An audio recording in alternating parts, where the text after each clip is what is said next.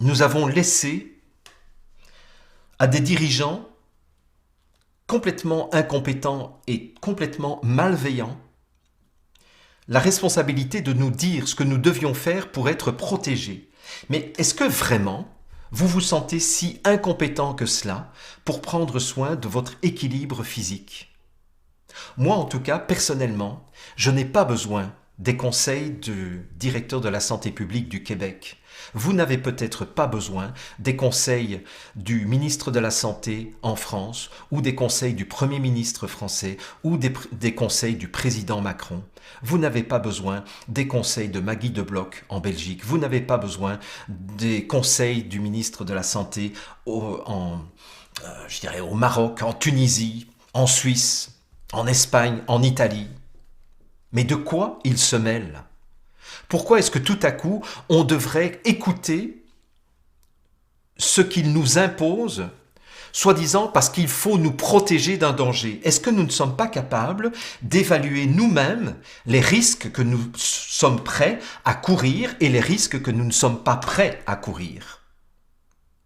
Est-ce que nous devons tous nous soumettre à une procédure, à un protocole dont un certain nombre d'experts dans le monde, dont un certain nombre de médecins dans le monde disent que ce sont les pires décisions qui ont été prises en matière de gestion de cette pandémie?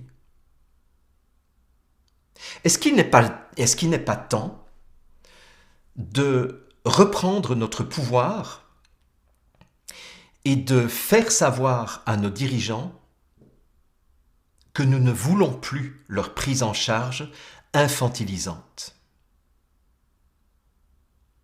En ce qui me concerne en tout cas,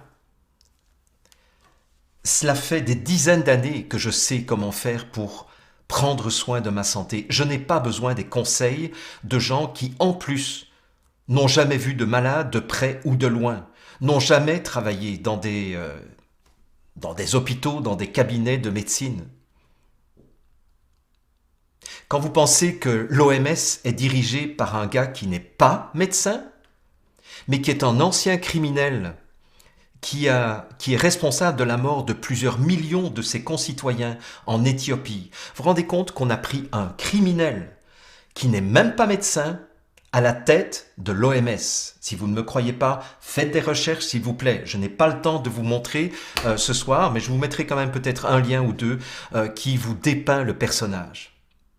L'autre personnage qui est en train de diriger la manœuvre sur le plan mondial, c'est un homme qui s'appelle Bill Gates et qui n'est pas médecin non plus, et qui est en train d'imposer sa politique à l'Organisation mondiale de la santé et qui est en train de soumettre tous nos dirigeants pour que ces dirigeants, à leur tour, nous soumettent dans une procédure qui ne nous convient pas.